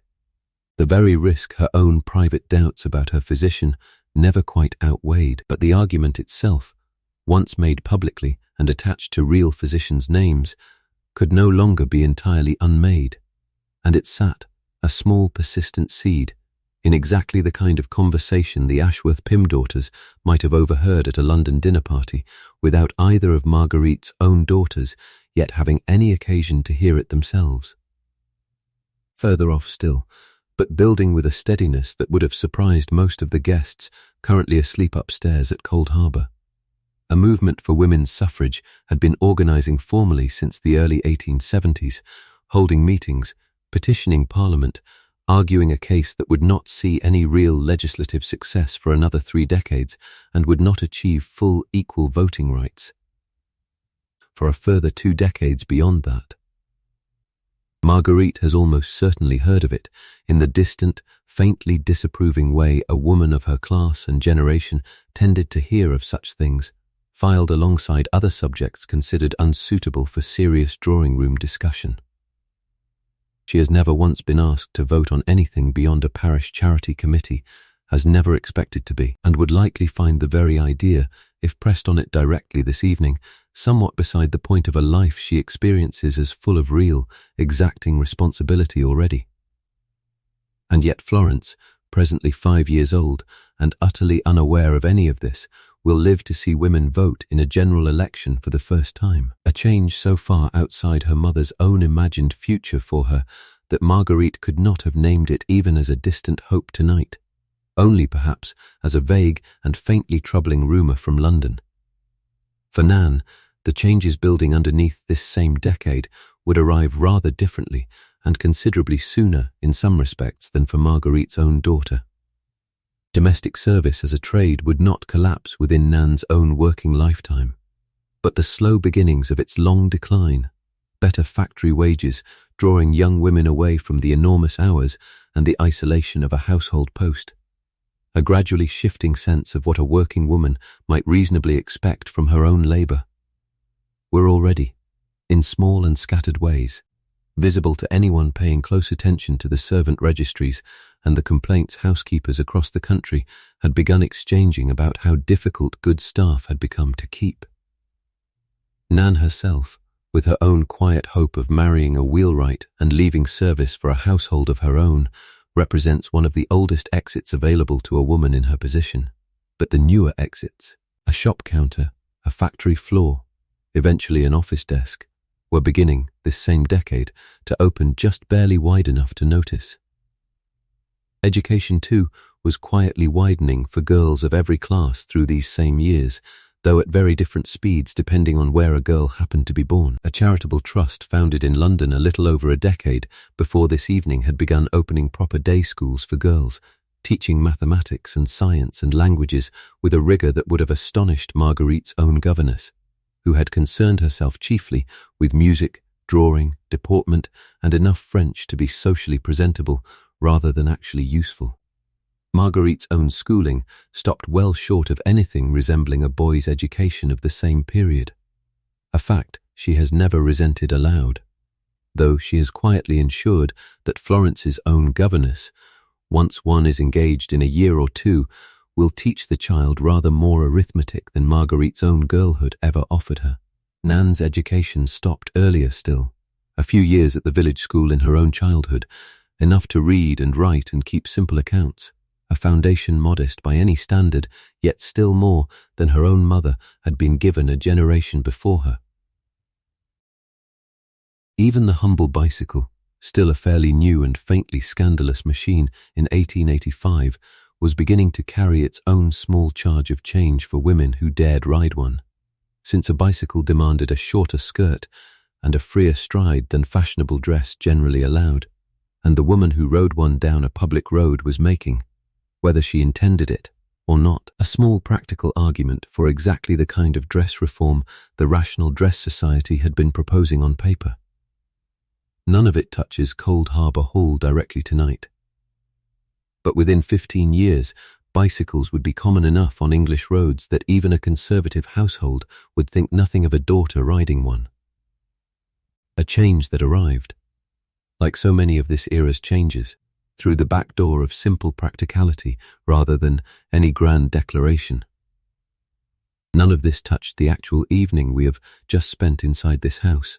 The lacing, the brushing, the careful hierarchy of a dinner table seated exactly by rank. It could not have. Change of this size never arrives inside a single evening, however far into the future its consequences eventually reach. It arrives the way the tide arrives on a long, flat beach, imperceptibly, for a very long time, until one day the water is simply somewhere it was not before, and nobody standing on the sand can point to the precise moment it crossed the line that used to mark the shore. Marguerite and Nan, tonight, are both standing on sand that is already wetter than either woman quite realizes. Let us come back now to the house itself, since the last candles are nearly out, and there remains only the quiet, final hour of a day we have followed for a very long time together. But before we return to that last hour, it is worth stepping back from the day entirely and asking what the whole of it, taken together, actually reveals. A single day, followed this closely, tends to surface patterns that a general history of the period rarely bothers to name, and this particular day has surfaced at least 5 worth holding up to the light. The first is the invisibility of labour, and it is the plainest pattern of the 5, though its plainness does not make it any less remarkable. Nearly everything that made Marguerite's appearance possible tonight, the pressed gown, the washed lace, the heated tongs, the 100 brushstrokes, the removed cosmetics, happened at the hands of a woman whose work no guest downstairs this evening will ever think to credit, or in most cases even imagine. The finished picture, a graceful hostess descending a staircase looking entirely at ease, depends entirely on its own labour staying out of view. This is not a flaw in the system, it is closer to the system's actual design. A household that displayed its own effort openly would undercut the very impression of effortless standing that the effort exists to produce. The second pattern is the performance of identity, the fact that Marguerite's appearance functioned less as personal preference and more as a kind of continuous public statement she was required to maintain on her husband's behalf as much as her own. Her waist, her wardrobe, her hair, all of it operated as a visible advertisement of a family standing in a world that reads status largely through surface and maintaining that surface correctly.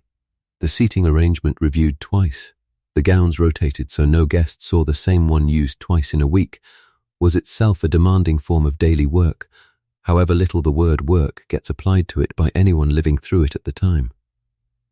The third pattern is the strange, mediated nature of the closeness between these two women, an intimacy built almost entirely around one woman's body and almost entirely absent from her actual inner life. Nan knows Marguerite's scars, her breathing, her most private discomfort, more completely than her own husband does.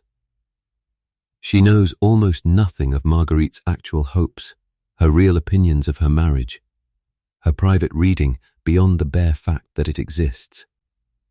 This is not friendship in the way a modern listener might use the word, and it is not simple servitude either. It is something the era built specifically for this purpose, a closeness deep enough to make the daily work possible and bounded carefully enough to keep the household's actual hierarchy from ever being questioned by either party. The fourth pattern, and perhaps the quietest of the 5, is the gap between capability and permission. Marguerite manages, without any real dispute from anyone in the house, a household budget, a staff of 14, a calendar of social obligations, and a set of tenant relationships that would strike a modern reader as substantial professional responsibility by any measure. She does all of this with evident skill and very little formal authority to show for it beyond her husband's quiet trust. She cannot vote, cannot easily hold property in her own name before the recent change in the law we discussed a few minutes ago, and operates, for all her competence, entirely within a frame that a man of considerably less demonstrated skill would never have been asked to justify. Nan's own capability runs along a similar gap in miniature, a young woman with real, hard-won expertise in dressmaking and hairdressing and household management, exercising almost none of it on her own behalf. The fifth pattern ties the other four together, and it is simply this: the entire structure runs on the careful management of appearance rather than the honest display of what anything actually costs. A gown's price never included the hours behind it. A hostess's grace never included the 2 hours of joint labor that produced it. A household's respectability never included the 12 shillings a week that made that respectability affordable in the first place. Appearance, across every level of this house, was always doing at least 2 jobs at once. The job it claimed to be doing, and the quieter job of concealing the work that made the first job possible. There is a sixth pattern worth naming too, quieter than the other 5, but present in nearly every hour we spent with these 2 women tonight, and it concerns the small private world, each of them built for herself inside a life that otherwise left her very little that was truly her own. Marguerite's hidden novels, read in guilty snatches between one obligation and the next, belong entirely to her in a day where almost nothing else does. Chosen freely rather than assigned by duty or rank, Nan's quiet hope of a wheelwright and a household of her own, saved toward across 6 careful years, functions the same way. A private future tucked behind the visible, dutiful present she performs for this house every single day. Neither woman has ever mentioned her own private world to the other directly, and yet each seems, in some unspoken way, to sense that the other one keeps one too. A small mutual courtesy of not asking, extended between 2 people who already share more of each other's physical lives than either shares with her own husband. History tends to measure lives like these by their obligations, since obligations leave the clearest record behind in ledgers and letters and household accounts. It is worth remembering that the women living those lives were measuring them, at least in part, by these small private rooms instead, the ones no ledger ever recorded at all. Taken together, these 6 patterns describe something considerably larger than one lady's maid and one baronet's wife in one Hampshire house in 1885. They describe an architecture that this one evening happened to make visible to us, an architecture built from countless nights very much like this one, spread across a great many houses, most of them never recorded in any diary or account book precise enough for a historian to later reconstruct. We have been fortunate tonight to see one such night clearly, in a house we built carefully from the real record of many like it. It is, perhaps, the quiet purpose of an evening like this one, to make visible what an era worked so consistently hard to keep out of the frame. Let us return, gently, to the house itself, since we left Marguerite already asleep and Nan only just climbing the last of her 4 flights of stairs, and there remains only the smallest, quietest piece of this day still to close. It is a little past 11:30 when the candle on Marguerite's own vanity table is finally snuffed, not by Marguerite's own hand but by Nan's, on her way back through the room a final time to bank the fire low for the night before she carries her own single candle up to the attic.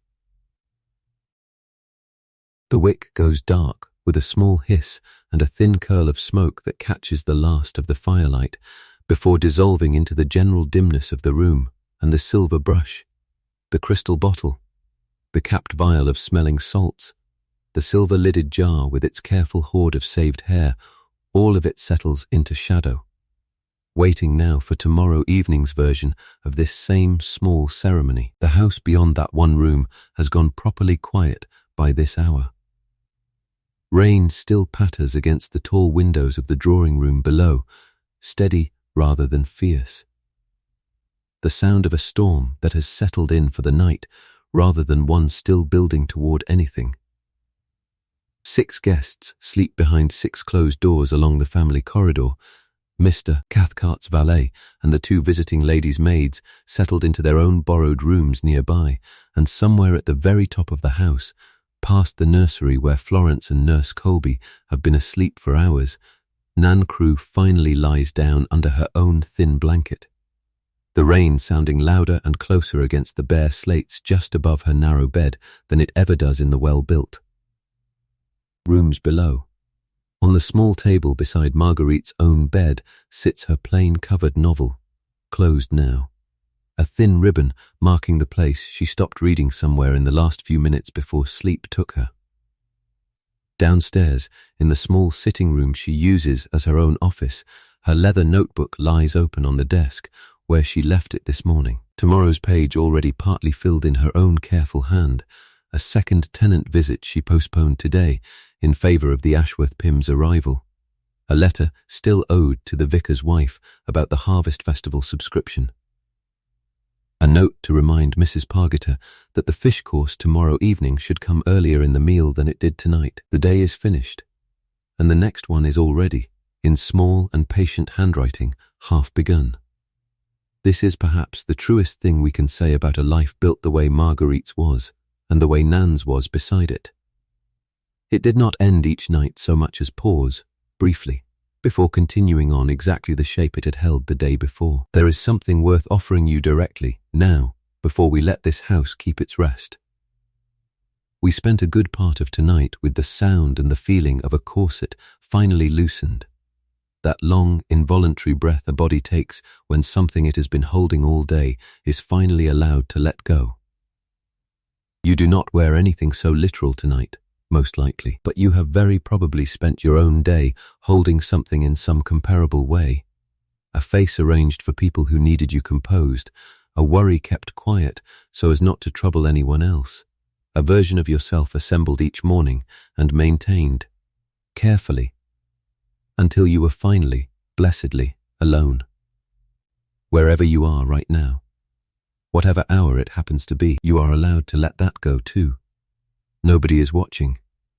There is no seating arrangement to get right tonight, no gown to be seen in twice, no face that needs to hold its expression a moment longer.